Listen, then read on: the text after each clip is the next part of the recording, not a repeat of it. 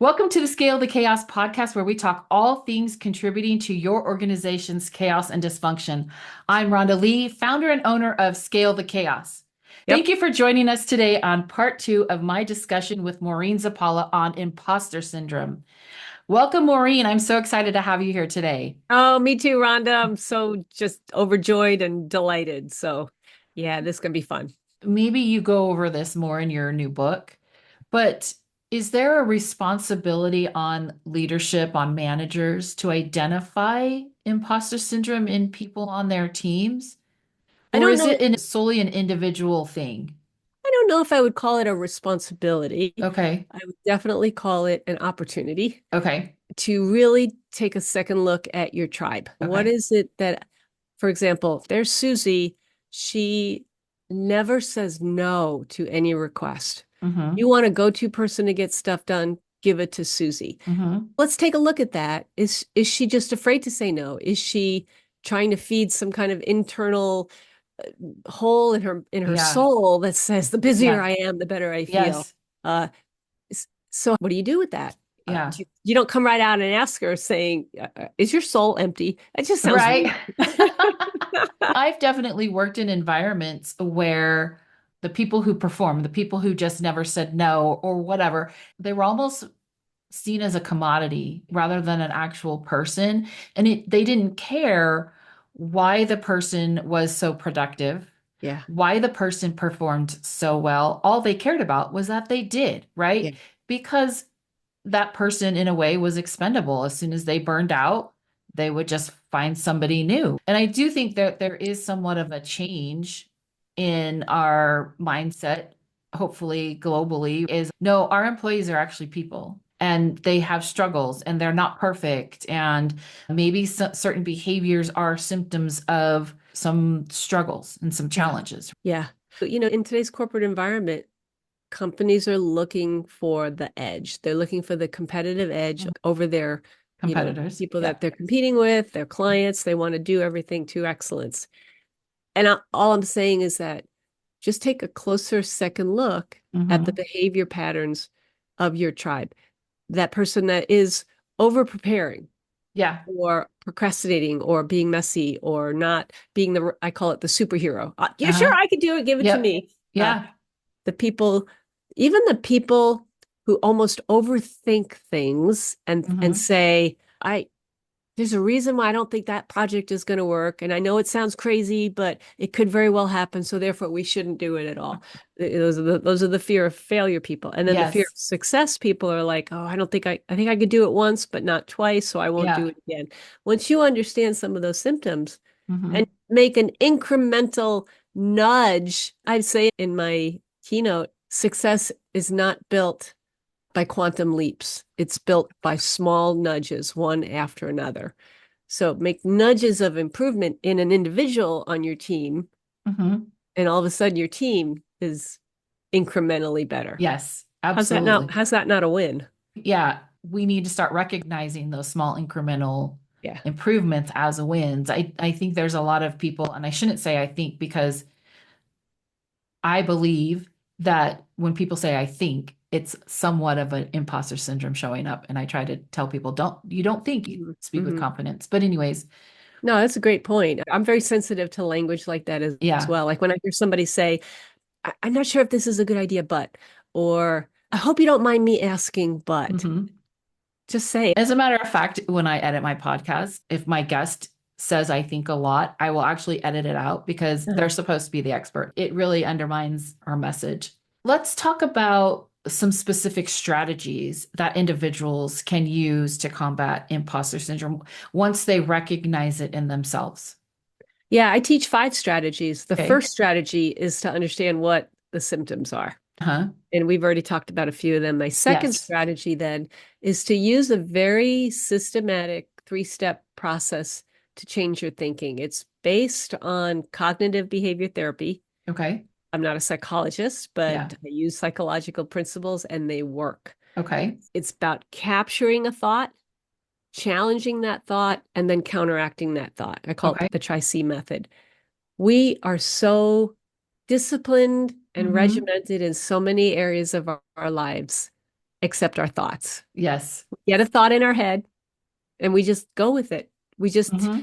fact, I was just telling this to somebody yesterday, the stories that we tell about ourselves or about other people to fit our narrative or our background or whatever. So changing those stories Yes. by capturing a thought, like, oh, there I go, I'm procrastinating, challenging the thought. Why am I Hmm. procrastinating? And then counteracting the thought. Today, I'm not going to procrastinate. Yep. Very simple, powerful, not easy strategy. I Go keep ahead. seeing this kind of theme running through a lot of the topics that I talk about on my podcast, and it comes down to intention. Yeah. Being intentional and not just allowing things to happen to you, but Yeah. taking control over it, taking control over your own thoughts and being intentional about how you talk to yourself, Oh, right? so you're so true. I over the last 5 days, 4 days, 4.5 days, I was at a ballroom and Latin dance competition here Uh-huh. in Las Vegas. It was a big international event Hmm. with Arthur Murray Studios. And it was the World Championship of Ballroom Dancing. And so these amazing dancers slash athletes Uh-huh. Yeah. took my breath away. They were beautiful, they were stunning, they were flawless. Creatively, it was just very emotional. But it wasn't just because of the great, I cried. It wasn't Yeah. because of the great dancing. It was because they are so disciplined and regimented and they work hard, they focus hard. And I admire that because I thought, I don't know if I push that hard in any Yeah. area of my life. Yes. And it challenged me. That's not my aspiration to do that. I'm an intermediate slash beginner ballroom dancer, having a blast doing it. Yeah. But where else in my life can I push myself and be disciplined and intentional, just like you said? Yeah, absolutely. What are the other steps? Did we cover all the steps? We covered, I think, two of them. Okay. And then you Yeah, have a real, third one. yeah. The third strategy, I won't go into a great detail because it's actually one of the pinnacles of my key points, a lot of Hmm. my keynote. It's a lot of Yeah. fun. It is essentially taking inventory of what you do bring to the table Uh-huh. professionally, your Okay. education experience, and understanding that it is of value. I have a great, fun, very powerful exercise that Okay. illustrates it. Then my fourth strategy would be imposter syndrome is such a it's an intimate topic. It's an Hmm. intimate personal experience. Yeah. And I believe it really is a spiritual and a transcendental kind of Hmm. experience as well. It's built on shame. So, how do Oh, you solve the shame problem? That's a spiritual, intimate, quiet, and personal issue. So, it's going to require going deep yeah. and really evaluating your principles, your vision, your mission, and understanding what is it I'm here on earth for. Yeah. So it's can be a pretty disruptive kind of journey to go on, Yeah. but it's necessary, Can absolutely you necessary. can you speak a little bit deeper? Because we hadn't talked about this, hadn't come up in our conversation about how it's rooted in shame, Yeah. deeply rooted in shame. Can you speak a little bit more to that? Yeah, it's pretty powerful. I come at it from I'm a deeply spiritual Christian person. Hmm. So and I've experienced this firsthand. The difference between guilt and shame. Guilt says what I did was wrong. Uh-huh. Shame says what I am is wrong. Oh, We can yeah. solve a guilt problem by Uh-huh. just, I don't know, paying a fine Yeah. Or or doing something different next doing time. something Yeah. different next time or making the situation right. So guilt is very, I don't want to say objective. It's very external, Okay. even though it feels very internal. Uh-huh. It's because we haven't hit a standard, right? Shame, whew, how do you solve Yeah. the shame problem? Because that's an internal thing. I know Brene Brown talks a lot about shame, Uh-huh. and I admire her work. I differ on one point. She says, just talk about it more, be more vulnerable and be Yeah. more willing, which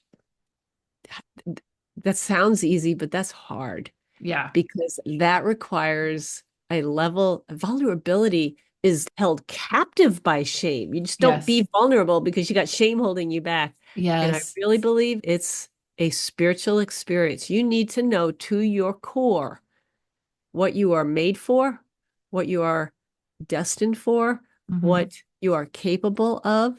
how your worth is defined not by comparing yourself to others or even listening to others. It has to Mhm. come not just from an inside thing.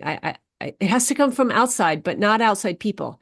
Whether you, I Mhm. believe it's an outside, a higher power, but it could also be a higher purpose. Yeah. What is it that you're willing to fight for? What are you not willing to bend on? It's a process for sure because we all tend to oversimplify things, similar to how Brene Brown says, we just talk about it more, right? It's not a one-time thing, it's a process. You talk about it a little bit more than you Hmm. used to, and it's uncomfortable, but then eventually you get comfortable, right? Yeah. Then you Yeah. talk about it a little bit more and you go a little bit deeper personally or spiritually or whatever, and then and it's uncomfortable, right? It has to be these, again, incremental steps. Yeah. You're not going to just vomit all of your shame to every person that you come across, right? Especially if Right. you want to keep friends.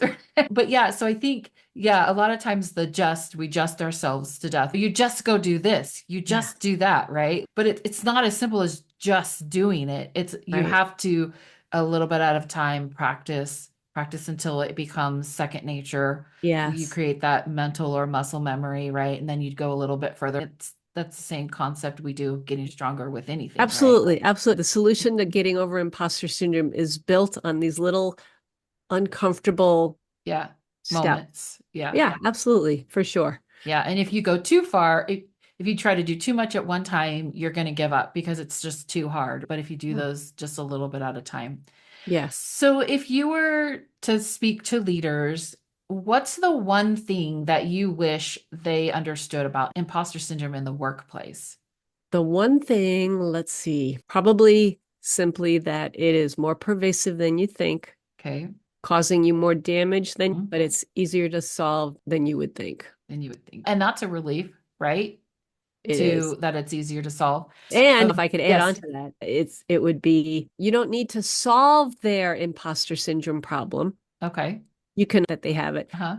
But in addition to that, if you think you have it, let's work on yourself Yes. first, because that's only going to make you a better leader. And that's a good point because so many times we see people wanting to change other people when in Yeah. reality, the only person they can change is themselves. As far as leaders go, anybody, whether you're a leader or an individual employee of an organization, really recognize if it's within yourself. And then you can be an example no matter who you are to others who Yeah. might be experiencing the same thing, right? Well, for some people, it is suffering.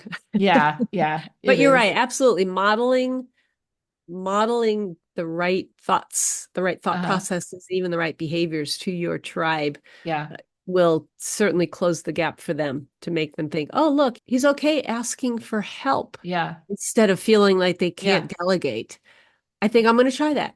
Yeah, and maybe even modeling, hey, you know what? I just had this thought come into my mind, but I'm going to reframe it and Yep. rephrase it as this. Yep. Because, and make that more of a verbal to your team than just mentally keeping it to yourself, right? Haven't you even had experiences with people like that when you like say something and you don't really mean it to be negative, but they Hmm. say, oh, but what you really mean to say is, and they Yeah, spout out something that's sunshine and lollipops, and you're like, yeah, oh, you're right. And it's yeah, not that they're being Pollyanna-ish. They're they're simply reframing. yep. We need more of that. Oh, absolutely, absolutely. My husband is very good at that, and sometimes it's really annoying. I know.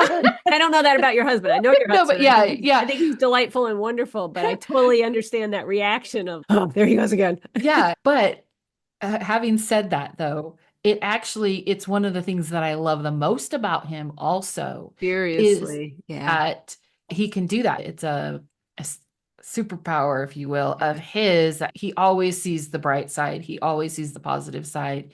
And obviously, sometimes that can be taken to the extreme, but Yes. it's a great thing to practice. And it's been a great example to me. Number five would be collecting. I call it collect your, in the context of my keynote, it will make sense. It's about collecting all the great press about yourself, Okay. collecting all the objective Evidence. evidence of your success and Yeah. choosing to believe it. And choosing. And I love that. I love that. Which gives us control back, right? Sure does. It gives Yep. us the control back because we have the ability and the control to choose. Yep. 100%. Maureen, for our listeners who have now identified through our conversation that, oh my gosh, I have this imposter syndrome. What does overcoming that look like for them? Yeah, it's a great question. There's good news and bad news. Okay. The bad news is you don't really completely ever overcome it. You don't Okay. completely eliminate it. Yeah. You mitigate it and you manage it. And I like to say that you turn the whole imposter syndrome experience into a moment that you Okay. can just flick out of the way and get on with it. And what it looks like after you've flicked it away Uh-huh. is you'll still be successful, but you will no longer be looking over your shoulder Mm-hmm. very long and Yeah. wondering, is today the day? You're still going to feel moments of, I don't know, is this right? And then you push through Yeah. and you feel like, oh my gosh, what was I so afraid of? You'll be so much more able to enjoy the process and the Mm-hmm. product of your work. People get into their careers and this isn't what I thought it was going to be. Now you can say, this is everything I had hoped for. You'll be more willing to take calculated and intelligent Mm-hmm. risks, like putting in for a promotion or inviting that new person to join the team to have maybe a diverse Mm-hmm. idea. You'll be more willing to raise your hand in a Yeah. meeting or on a project and say, and not preface it with, this might sound stupid, but instead you'll say, hey, what do you think about this? Let's try this. You'll be more free to ask for help or Yes. to delegate or to simply say, I don't know the answer. Let me go find out. For the people with imposter syndrome, no, don't even, I can't imagine saying, I don't know. It's deer in Yeah. the headlights. There's so much freedom in saying Yeah. that. So there's so many good ways that it manifests itself as improvement and overcoming it and being freed from it. Mm-hmm. But it will still haunt you every time you make a step up or push into Yeah. a new area where you're not really sure. When I became a professional speaker, there's no like college degree for professional speaking. Right? I didn't know Yeah. what I was doing. So I stumbled and bumbled my way along the journey, felt imposter syndrome a lot, Yeah. and then realized, wait, I've got some value to Yeah. add. So I rest on that. Yeah. And I like how you said every time it creeps up, every time it just becomes this little blip on your radar because you have already these steps that you go Yep. through to overcome it. And Exactly. Yep. you rely on those and then you move on. You muscle memory, Yeah. instant, okay, how am I going to attack this? Especially when you have perfected the ability to identify that's what that is, right? Yeah. That's why knowing the symptoms and what the coping mechanisms look like is so important. Yeah. Okay, thank you so much, Maureen. This has been a lot of fun. Listeners, be sure to check out Maureen's website at www.maureenz.com and follow her on LinkedIn. I'm assuming there's a link to your LinkedIn on your Yeah, website. the best Okay. place to start with me is on my website. From there, Okay. you'll find me on Facebook and Instagram and LinkedIn and Okay. YouTube. And yeah, and I'll leave links to her LinkedIn and her website in the podcast description as well. And you can find her book, Pushing Your Envelope, on Amazon and be on the lookout for her new book at the end of this month, which is November of 2024. So for more information on how you can scale the chaos in your organization, you can head on over to my website at www.scalethechaos.com. You can also find our other podcasts at scalethechaos.com/podcasts. I'm Rhonda Lee, and we will chat more next time.